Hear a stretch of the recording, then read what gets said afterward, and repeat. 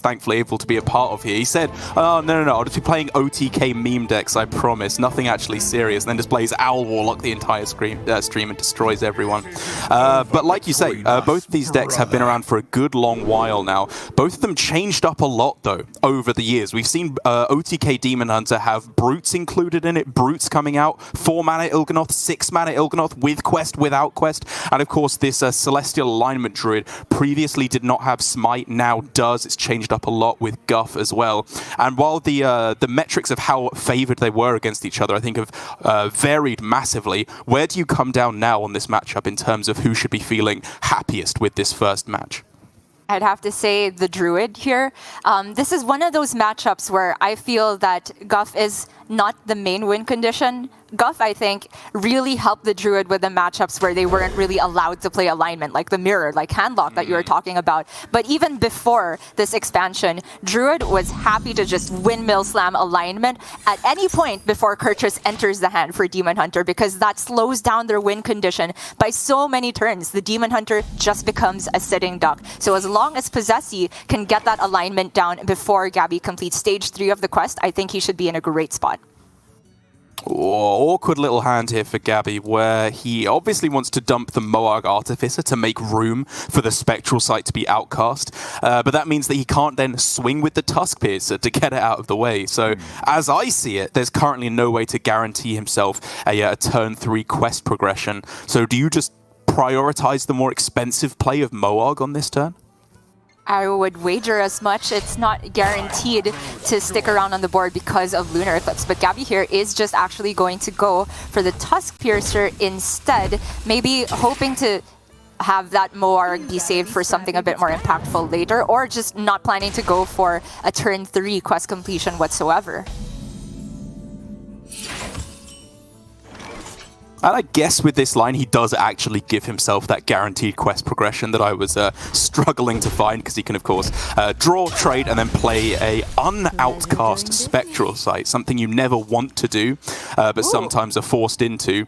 Rustrot Viper off the top is tempting, but he's still just going with the more mana-efficient play right now in a one-card Spectral Sight. This is interesting gameplay already.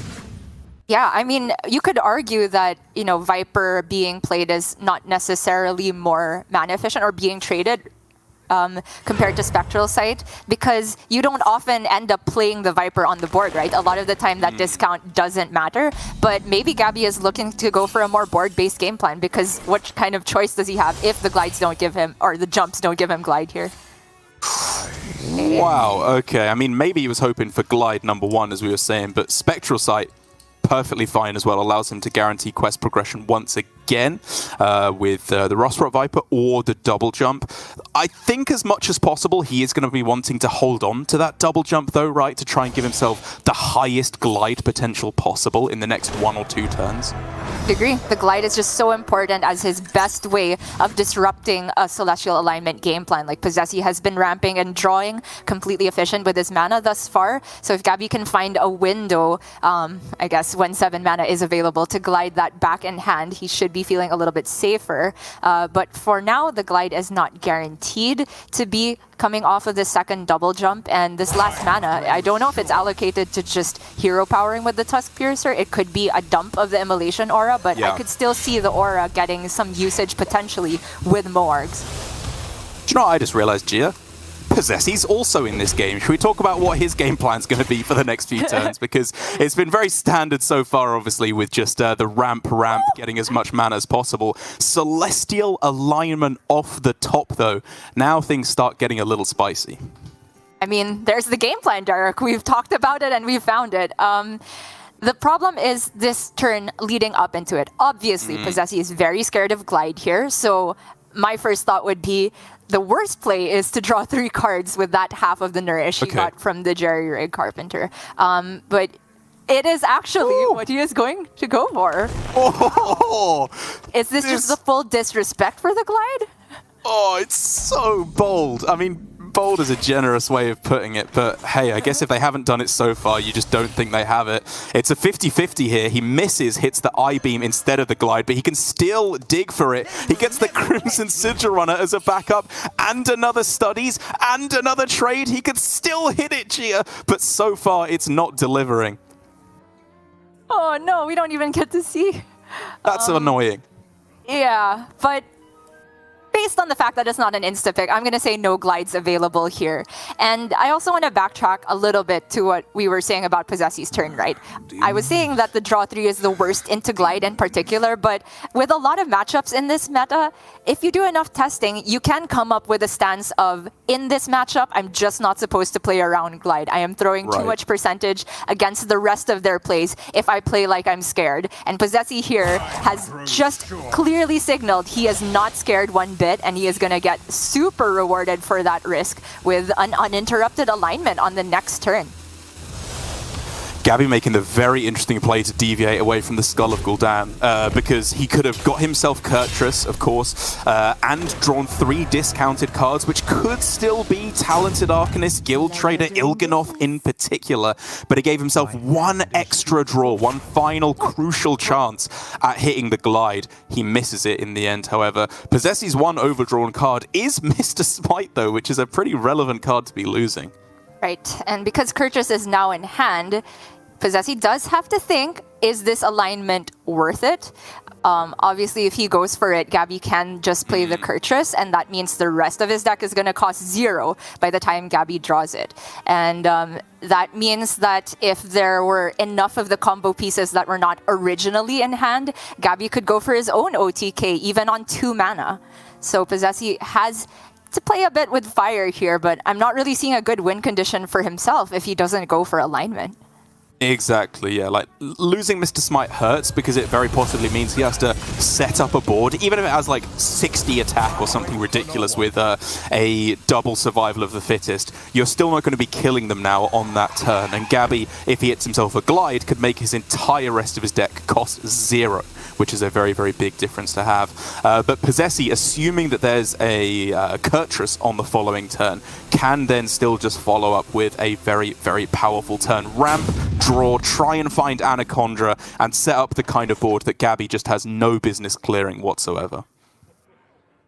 But if we backtrack to the turn that Gaby actually took the Skull and didn't play it, he very likely could have just foreseen this situation where the Skull is probably going to end up costing 1 if alignment is played, and then it could go down to 0 because of the aura of the Studies that is still in effect here. So if he wants, he could just catch in that card draw this turn. But if I'm thinking of any 3 cards that cost 0 here, I don't think he has a combination that would give him immediate lethal because both the Moargs and the Arcanist are already in hand. So I actually really like this decision to hold on to it for a turn longer. Otherwise, he might not have been able to dump anything relevant.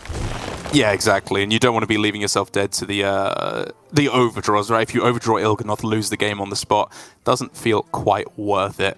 And so now Posesi could go with another ramp here and hope for the Moonlit Guardian, but I think that's just flirting with danger a little bit too heavily here. I wouldn't hate the idea of going Moonlit Guardian first. It really just depends what you hit. Wow, he ramps again. Going for the Solar Moonlit instead, which can give him a bunch of card draw. Moonlit, into Guff. Okay. That's good. That, of course, gains him a full mana crystal rather than an empty mana crystal, so he can just go Guff, gain 10 armor, draw 2 more cards from his deck. Yeah, and because Gaby is working with such limited mana here and a lot of the combo pieces are already in hand, they're not going to be 0 and drawn for the deck, those armor breakpoints are very relevant here, right? The OTK Demon Hunter still needs to get to that 36 breakpoint. Okay, gets Lokala, complete whiff on the 8-drop here. That is not the kind of Gaby 8 that you would expect to see in this series. And the rest of his hand for Posesi, the entirety of that turn was honestly kind of underwhelming. In a post-alignment turn where they have nourishes, ways to draw plenty of cards from their deck as well, you'd like to see a little bit more, and Posesi could not quite deliver. It does, however, as we can see, set up lethal quite cleanly on the following turn with that survival of the fittest. So Gaby still needs to do something here. Yeah, something major. At the very least, clear off the 8/8, and even if the 2 minions get cleared off, posesi still has one piece of card draw left in the Moonlit Guidance. He is going to start off with the I-Beam and then go for Arcanist Immolation Aura. I saw Hover of the Skull very quickly and got confused, but this is the only way to clear the board nicely here. Still maintains enough combo pieces in hand, but again, they all still cost 1, so he has to wait till turn 4 minimum and also find the 4 mana minimum and find the Il'gynoth. How about a Malagos? It does sound tempting, doesn't it? Moonlight Guidance into Moonlit Guidance, is that ever a thing? You get to play like 3 of them on this turn? Maybe, but more likely not. I think a Malagos with an Anacondra, with a whole bunch of Cenarian wards, still yet to come, just equals a monumental amount of pressure on this turn for Gaby. And also, that 16 or maybe even 24 extra health that he will be able to gain surely has to be too much for Gaby to hit any kind of a reasonable lethal. Yeah, I mean, he would already have to have it in hand from posesi's perspective, right? If this current hand was just, say, lacking Il'gynoth, but it had Guild Trader for 1, and it had, I don't know, like another 0-cost combo piece from the deck drawn after that, but it's not overall likely, I don't think. So posesi's doing the right thing here in just building an insurmountable board after having seen an Immolation Aura. This has got to be impossible to clear here. Yeah, not the... Root for good measure. Yeah, not the cleanest order ever, because obviously you'd rather play the Cenarian Ward first and then buff it up afterwards, but I think, as we can see, this should be plenty enough to defeat Gaby. He hits Acrobatics off the top, which if you were ever going to have a chance, this would be the way it happens. Glide as well. Okay, if he can get more card draw, he needs a huge amount of damage here. His opponent is sitting very safely at 50 health, but it's technically possible. Pleasure doing business. I don't think it is anymore. Oh no! That glide was from the original hand, and so it went back to its original cost when shuffled into the deck and drawn for 2. Cannot be played here. The first game goes to posesi. The Druid taking a win in very rapid fashion. The deck that Gaby is known for, and the deck that Gaby didn't end up bringing. That's right. Yeah, it just did exactly what it needed to do there. I think that Gaby, for the most part, played that to the best of his ability. You know, he got very unlucky at that midpoint that he missed the 50-50 between the I-Beam and the Glide. With both Spectral Sights gone, it was just a straight-up flip, which he missed, unfortunately. posesi as well made a very, very risky play. But I guess given the information that he had seen thus far, Glide was not especially likely, given that he'd already seen 1 double jump. He'd seen most of the cards coming from the right-hand side, so the Glide would probably have to just come off the top to be able to be played immediately. And that was not the case. It meant that posesi was able to draw through most of his deck, get the alignment down, and do what Druid does best, bring him up 1-0 in this series, and just leaving him with Rogue, which, as we saw in that previous series, looks to be in a very, very powerful spot indeed. And Hunter, the deck that posesi seems to be claiming alongside Glory and Alutemu as the trio of very strong Japanese players and staunch practice partners, is one of, if not the best deck in the game. That's right. I honestly don't know how much they practice together, whether posesi and Glory practice together at all, but I have heard that they all came up with the conclusion that just Hunter as an individual deck is very strong in the meta, and Gaby has also landed on that conclusion. And I do think it's a very good bring because Druid is popular right now, and I think Hunter can definitely punish those decks. And just the fact that Hunter now has Iron Deep Trog in its arsenal as the only new card from the expansion, this is now giving Hunter a way more consistent board-based approach, right? Prior to this, the 1-drops and 2-drops from Hunter, like some of them used to run the Arcane Anomaly just to have a bit more sustain, but then you sacrifice some of the attack potential that way. With the Doggy Biscuit and the Ramming Mount, you can somewhat cosplay Paladin here and end up going tall with your minions, which is something that Hunter just previously didn't have access to. So I find that deadly combination of options of how to build your board, plus the consistent burst damage, which has never really left the deck since its inception, is very strong in the current meta. And with that Guardian Org Merchant as well on the Trog, that cosplay is reaching Alkali as Dr. Boom levels of good. Like, it's a very, very convincing Trog in Paladin cosplay.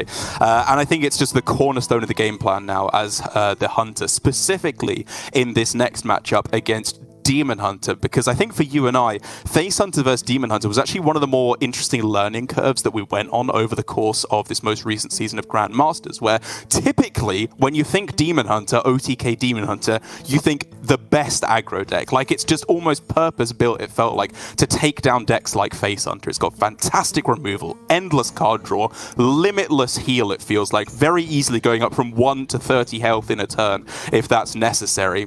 But the Hunter has a little bit more up its sleeve, and that was before the Trog even entered the equation. Beforehand, it was very often that you'd have the True Aim Crescent, the Rhino, you'd be able to do huge amounts of burst damage after they cleared the board, but you were still expecting to lose the board at some point in the mid-game. Now, if you can hit the Trog in the starting hand, it's not even a guarantee that you'll lose the board at any point in the game. I will say, though, that the Trog is a card that Demon Hunter can deal with if it's just played with no buffs, right? Just the Tusk Piercer plus hero power does make the Trog a little bit vulnerable, and Hunter does take a little bit more time to get the mana rolling for the consistent buffs. But posesi has landed with the adorable Infestation keep the Trog to go alongside it right away. So already Gaby is looking at needing to find an I-Beam to deal with that 3 health. And already we're seeing the Gab Jam coming back in full force. That was just warming up that previous game, and now he's reaching his full power as this starting hand is just absolutely phenomenal, even with this Trog start from his opponent. Unless we see exactly Doggy Biscuit on the following turn, he will be able to very happily swing to clear it off on the following turn, trade again to draw another card, set up the Sigil, maybe play the Acrobatics if he has to complete quest. It's just looking like a dream start. You called it! The Doggy Biscuit! Oh.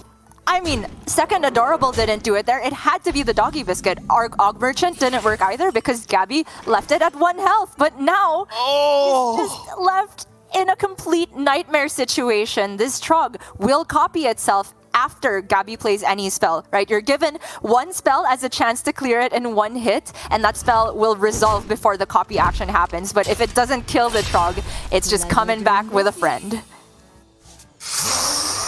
Okay, Moag at least can come down to contest it in some kind of a capacity. Maybe as well if he can get himself either Immolation or Fellscream Blast coupled with the Talented Arcanist, he can get it done. But again, that's just another insane draw. Orc Merchant, quick shot to kill off the Moag, and now it has Divine Shield. And now Gaby needs to hit Immolation Aura. Or Fellscream with the hero power, right? That will also just about do it. Yes.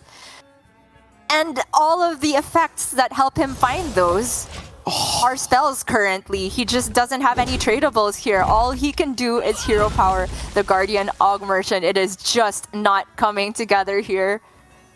Oh. I mean, I know people want to hear the plans for 2022, but the script didn't need to be this brutal. We'll get to it eventually, okay? We promise. As just he's more excited than anyone. Exactly, yeah. You can't wait to tell everyone what's happening. But piercing shot to bring him down to 2, that looks like a perfectly reasonable way to essentially lock out the game. They can't even go for hero power to take out the Trog preemptively. I think there's just nothing left for Gaby. Yeah, this is just a perfect play from posesi, right? Removes a different target without shield for a potential healing effect, like Fellscream Blast from Gaby. And that means that now Gaby cannot ping off the shield with the hero power, like you said. And if he does manage to clear the Trog, it probably means he doesn't have the mana to get out of range of the Hunter hero power. And just like that, posesi is up 2-0, showcasing the power of 1 new card. I guess 2 copies of it, you know? This expansion did do something, Derek. Yes. It did. It most certainly did. And with the Druid and the Hunter both out of the way for posesi and with a wry smile on his face as we've come to know and love from him over his stint in APAC Grandmasters, it's just looking fantastic for posesi right out of the gate. Again, if Gaby were to lose here, he is not out of the competition. He will just have to fight through the elimination bracket at the bottom rather than sailing through in the winner's bracket, as I think Gaby is more used to generally in his competitive Hearthstone life. He's queuing up the Demon Hunter once again, though, for the 3rd time in a row. And even though posesi has only the Rogue left, what I would still probably peg as the best deck in the game right now, specifically in this matchup, Gia, I don't think too much has changed with the most recent expansion, even with Scabs coming into play. It still feels pretty favored for the Demon Hunter to me. I'd agree. The power of Glide just cannot be ignored in this matchup because everything the Garrote Rogue wants to do in the early game is draw cards and discount cards, and Glide just negates all of that effort. However, we do know that skilled Rogue players have, over the course of this very long history of the deck, been improving and iterating on how they play the deck. They're not going to get super greedy with saving cards in hand. They're going to be more willing to play out cards from their hand, dumping them as though the entire hand was a secret passage from the beginning, because that's just how you have to play around Glide. And on top of that, there are also very creative usages of Cult Neophyte, maybe to get that chip damage in the middle. I find that a rogue that is wary of the timing of key plays from Demon Hunter can punish. So, for example, going into an expected Glide turn or a Kerchus play turn, put maximum pressure on. If that is possible, there is still hope here. Exactly right. It's a matchup of disruption on both sides, with Glide being number one, but then knowing when to overextend, quote unquote, onto the board, when to play your Neophytes, when to put down a field contact, maybe with or without even a Divine Shield, to make your opponent's plays a little bit more awkward. A very delicate matchup that you need to know inside and out to get yourself up to the higher echelons of win rate. But for Gaby, even though it might get complicated when we're into the series, this is nice and simple. You keep the Sigil, one of the best cards in the opening mulligan, to get your quest completed as soon as possible. And for posesi, I'm feeling like a full mulligan here. You know, I've said it before, I'm just not a swindle on the play gamer. True. And Cult Neophyte also, you would say, this seems pretty good against Demon Hunter. All they want to do is play spells, but it's also just not very good to play it on curve unless they've like specifically set up a sigil of Alacrity going into a quest progression turn, but that's not often the case here. So I like that posesi's just favoring looking for other forms of card draw. I like that he's just dumped the Guardian Og Merchant from the hand because it's not one of those key cards that he would want to save for a post-Glide world. But again, we've been talking about Glide so much, Derek, but posesi in game one just blatantly disregarded all those rules, drew 3 cards into a possible Glide turn. I wonder how he's going to approach this one. I mean, he's already paying some credence to it, right? Like a 1-mana 2/1 is not really what you want to do in this matchup on turn 1, but you play it so you have less cards in your hand. You want to distill your deck down to its almost entirely card draw. Gaby's turn 1, though, here does surprise me, because I was going to bring up the point, would you ever consider Quest Coin Sigil to try and set up for turn 2 quest completion? Illidari studies into either Sigil Runner or Spectral Sight would allow you to complete the quest, and maybe even open up the possibility of a turn 5 Kerchus, as unlikely as that is. But instead he lets rip with the Coin Hero power, which is very surprising. Yeah, I quite like the idea of using coin that turn. You brought up one of the other alternative there, but it's super risky if you don't hit one of those cheap draw effects from the Illidari study. So Gaby's saying, let me just use the coin to stop the bleeding, because if he is just going to continuously draw cards turn after turn, when is he going to weave in the hero power for the Guardian Og Merchant? Chip damage is a thing in this matchup, because even though the Demon Hunter does have quite a bit of healing, the Rogue can sometimes position themselves where they don't even have enough targets on board for Fellscream to heal enough. posesi lets rip with the first secret passage here very early, but I don't fault him for that because the original hand wasn't great, and he gets the Cutlass into Cutlass, which is not great because it'll only return 1 card to the original hand. Yeah, I mean, would you ever consider just Orc Merchant Shadow Step? It deletes 2 cards from your deck. They're going to be shuffled back in. And that is really what I think posesi is trying to go for here, right? He had the option to display a very, very clean Shroud of Concealment on this turn, but instead he went with the Secret Passage because he's trying to draw cards from his deck without drawing cards into his hand, which sounds like an impossibility, but the best way to do that is just to play cards from Secret Passage, because it essentially deletes them from your deck and therefore still turbos you towards drawing your entire deck and getting the Garrote Rogue combo down. Yeah, I like it. This is the credence to Glide we were talking about. It seems that posesi does believe in playing around it in this matchup. The First Ethereal Aug Merchant played out, but the Shadow Step saved. So that's posesi saying, I don't want to dump 2 whole combo pieces, because you can say Shadow Step is sort of a combo piece here. It's another proc of spell damage if you have an Ethereal Aug Merchant remaining. And I think that's a decent middle ground to hit. As for Gaby here, gets some pretty nice discounts here. The option to insta-play the Spectral Sight while it's in outcast position. But it's difficult to know at what point he's actually going to go for the glide, which I feel is the most interesting part of this hand here, because we've talked about how important it is for disruption. Yeah, that's exactly right. I'm looking at, obviously, Acrobatics, Sigil Runner, and... Oh, sorry, Sigil of Alacrity, and they're very possibly throwing in Spectral Sight as well, I suppose, to be able to try and go for an extra card draw effect that way. But that's still not actually completing the quest, even if it is moving Glide over to the left-hand side of the hand. And it's really not one of those matchups where I'd want to say, you know, screw it, I'm just going to go for an unoutcasted Glide, because that outcast effect is what wins you the matchup 9 times out of 10. Could be, and it doesn't necessarily even have to be in the early to mid game, right? A late game glide to kind of disrupt the rogue's last shot of putting together their Garrote lethal is a big deal. So just having one less glide at any point in the game and not having gotten the value out from disrupting your opponent can be a major deal breaker. We'll see though whether Gaby values it more just to progress his quest. As I see here with the Cult Neophyte, mainly just as the Swindle trigger, I don't think there's any particular card he wants to disrupt, because there's 2 Studies auras in effect. So even if there were Outcast Glide here, it would still be playable.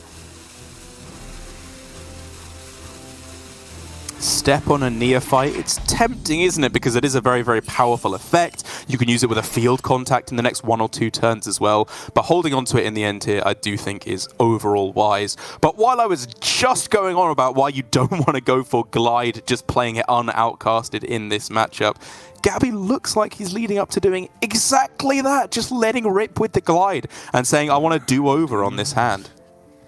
I can see it, because if we talk about how he's going to progress the quest, if not glide, it's like acrobatics into spectral, and then you suddenly have so many cards in hand that your glide is disrupting you even more than the rogue potentially, right? Because you have drawn cards and spent card draw effects. So if you glide at that point, you are making your deck a lot less card draw odds to be drawn from your deck, if that makes sense. Yes. I mean, it does to me. With a very poor post-glide hand, though. Yes.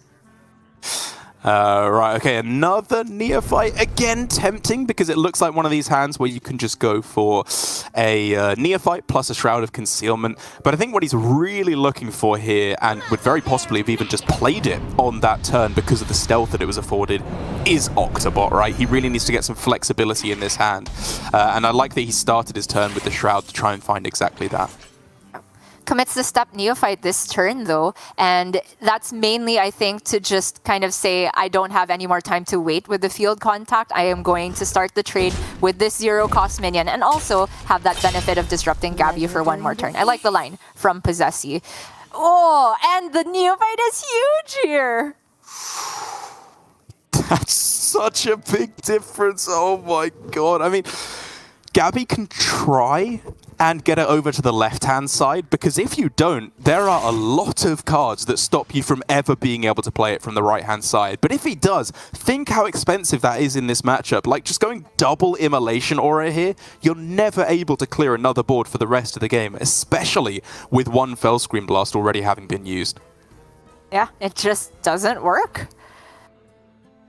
If he goes for either game plan, there is a very clear punish from posesi. He went for the game plan of holding on to the removal, so now posesi will be going for that card draw one way or another, but now Gaby, it's like the gamble is whether or not he can actually outcast this glide, and he's going to pray for something cheap and dumpable from the right side, because posesi is going to fill up his hand really, really quickly here. Another Shadow Step. I think we're probably holding on to this one, right? As good as another Neophyte effect is, getting rid of the possibility for a allowing you to have another Octobot is probably that little bit more important. But posesi disagrees. He's just going all in on the disruption again, maximizing his card draw, maximizing or minimizing the number of plays that Gaby can make on the following turn. And to his credit, this is a really annoying situation for Gaby now. Yeah, I kind of like it. I mean, Octobot getting more discounts is obviously amazing, but we're getting to the point where posesi can get there with just the Blackwater Cutlass discounts on Garrote. And if we talk about maximum spell damage needed, he actually just does need no Shadow Steps. 1 Ethereal plus 1 Guild Trader is enough to go 30-0 with all the Garrotes in play. And Gaby, in the end, coming to the realization that as useful as these cards are, as necessary as removal is in this matchup, Glide is too important. He's used one, he needs to get the other one outcast because he is just dead on posesi's turn 8 almost every time. You'd have to be incredibly lucky for posesi to not have accrued the amount of card draw, the amount of mana discount necessary to be able to close this one out. Gonna go for the Prep Shroud here. Surely posesi is expecting a Glide over the next turn, but Prep is still a card that you kind of want to delete overall.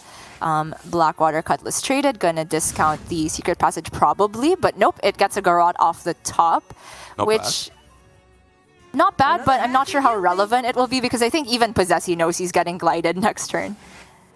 Probably yes, that was a fishy play for sure. And I can see a play of just dumping Guardian Aug Merchant and Brain Freeze here, because the best thing you can do around Glide is to just condense your deck of things that aren't combo pieces or card draw, of which those two are not. I mean, they're card draw in conjunction with Field Contact, but so are the rest of your battle cries, so you'd rather just have the rest of those not really included in the hand.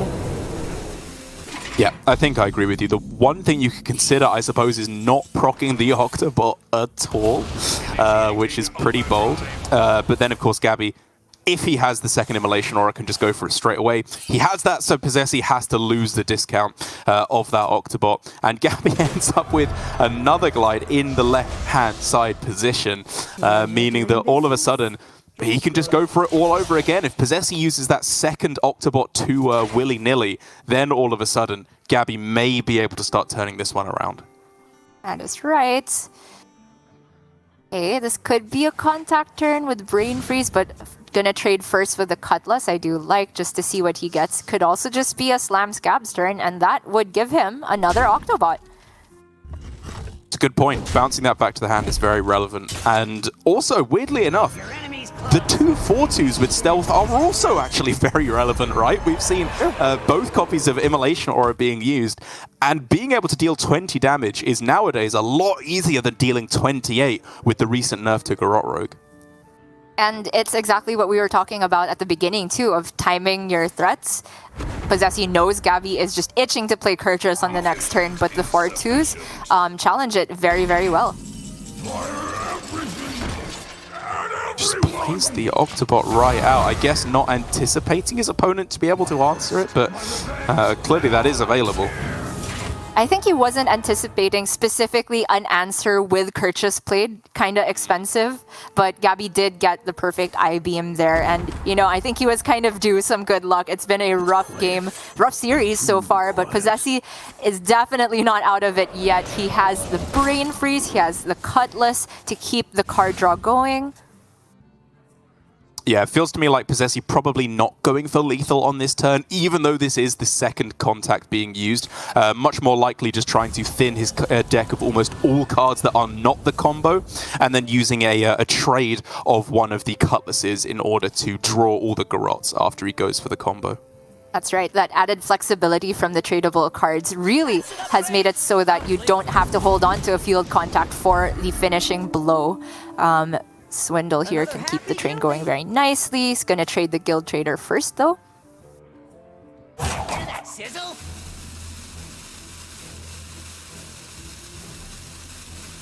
Using Swindle, okay. There are some funky interactions here between Secret Passage and trading and redrawing cards. It's worked a little bit counterintuitively for me before. But at the very least, posesi is now just making himself as glide-proof as possible is really the point of this game plan here.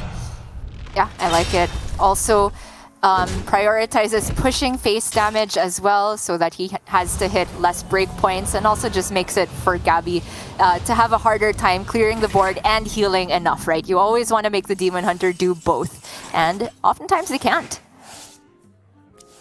So posesi goes from having 5 of his 6 cards in hand to having 4 of his 6 cards in hand. I think that should still give him almost guaranteed lethal on this turn. It's really just the mana discount that might get a little bit funky. Yeah, it's gonna be tough to predict, but Gaby still has lots of mana to work with here. Has the acrobatics. Il'gynoth, but not enough damage available with the mana here. It's only 1 Morg and 1 Fellscream. Yeah, just the tiniest bit more mana and he'd be laughing here. The really problematic part is that he doesn't even really seem able to kill the contact, right? With this being his 2nd Fellscream Blast, his only lifesteal card left over, you absolutely cannot afford to use it here. And if you're not killing the contact, you're not killing these 4/2s as well, you have to be expecting to not make it through this one, right? Yeah, I just think he's in a checkmated position. posesi has just managed to get there, but he is going to spend the Fellscream Blast and attempt to win on board instead, which is, I think, the correct deviation here, right? Because posesi has all the combo pieces, but he himself has lost all the removal capability. No, I agree completely. I think this is the only line that gives him even a hint of a chance for posesi here. Now, of course, we can see the last card in deck for posesi is the Guild Trader, so he can trade the Cutlass to get the Guild Trader in hand. It would make 1 Garrote cost 1, so he still has to spend 3 mana on Garrotes. Let's say 2 mana on the Guild Trader because he's going to press the Hero Power button. And then he can't draw them, right? He has no way of drawing the Garrotes. That's right. So he has to make it work with only double Garrote and 1 spell damage here, which is not enough by my count. That's only 18 damage plus the weapon swing and the minion attack. It's 2 off. So he can have up to 3 spell damage on this turn, so he can deal 10 with the Garrote. If he just draws them with no spell damage left on the board next turn, it will be down to 8 extra damage, which is just still not really scratching the surface. Maybe with the extra damage from Cutlass, he can hope to get there, because again, he knows there is no healing left over from his opponent. I think it all comes from just going face with everything, if I'm honest. But he just goes with the full pass instead, trying to go for the combo next turn. Okay. No, that works. It works. Yeah. He doesn't actually need the Octobot discount at this point, right? I got it all. I mean, if we've all counted, right? I think posesi still has it, even though Gaby has gone for a very clever deviation in game plan of just going for board. That was really the only play that gave him any more chance of staying in the game. But in the end, the Guild Trader for 2 spell damage, plus the Ethereal Aug Merchant for 3 total spell damage means each proc of Garrote is going to deal 5, and there are 6 procs of those, so it's a perfect 30 damage. I think you're right. Just works out right. The mana's there, the card draw's there, posesi's figured it out. And I think that means in an outcome that almost no one will have predicted, even the staunchest of posesi fans. It's a 3-0 sweep. Demon Hunter just going 0-3 for Gaby, beating his head against a wall, trying to make something happen, which means that for Gaby, it's going to be a scrap against Tian Ming down in the elimination match after one of the most brutal defeats we've seen in a long while against posesi. Nobody could have predicted this. Maybe I could have, because I have the worst prediction record, and this is just the most unexpected thing that happened. But for posesi, what an amazing set played out of his mind, I think. The Garrote Rogue endgame, definitely difficult to navigate. The mid-game, treading the balance between how much are you going to play into Glide and play around it. The timing of the scabs was on point. But for me, the play that's still stuck in my head is just drawing 3 cards as Druid into a possible turn. Just no cares given whatsoever. Yes, exactly. The correct way to phrase it. I agree, Gia. As posesi also had some interesting plays here, like going for the Secret Passage on turn 3 instead of the Shroud of Concealment. If nothing else, he was clearly incredibly cognizant of all the moving parts, all the moving cogs, if you will, in this matchup, with playing around the glide at all points, making sure that he had the way to draw through the combo, realizing you don't actually need field contact anymore in order to be able to do that, and just overall playing the highest level of Hearthstone, which overall we do expect from posesi. I'm glad to see that we are getting our usual genius posesi and not our 1 time out of 10 random terrible misplaced posesi so far, as he has been showing us the good stuff thus far. And there it is, Gia. Our bracket for the first 2 matches decided already. Nalgadan and posesi in the winners match to be decided later on today. Yes, we do have a full schedule of 8 matches throughout the day. We've only gotten through a quarter of them, but that also means, because we are done with match 2, that we have some very, very special information heading your way. Derek, why don't you tell us a little bit more about that? That's right. While it is